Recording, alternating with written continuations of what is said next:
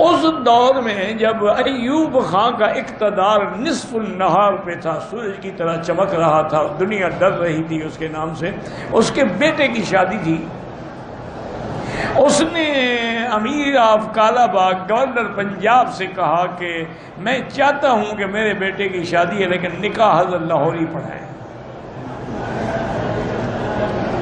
امیر of Kala Bagh جو تھے نا وہ گورنر تو تھے لیکن علماء کا بڑا منتقد تھا۔ وہ حضرت کے پاس آیا، انہوں نے کہا حضرت اب میں بہرحال ماتحت تم گورنر ہوں، اب میرے ذمے انہوں نے لگا دیا ہے، آپ مہربانی کریں۔ تو انہوں نے کہا ہاں بھائی آپ میرے پاس آ گئے، میں چلوں گا لیکن میری ایک شرط ہے۔ پر میں حضرت جو کہیں گے آپ کا وہی ہوگا۔ پر میں ایک تو میرے لیے سواری نہ بھیجی جائے، میں اپنے سائیکل پہ آؤں گا، سائیکل پہ جاتے تھے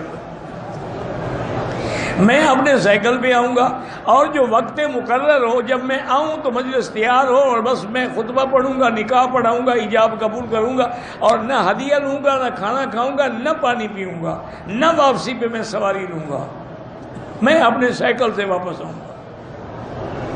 انہوں نے کہا حضرت ساری شرطیں قبول ہیں، میری نوکری بچائیں، نکاح تو پڑھائیں۔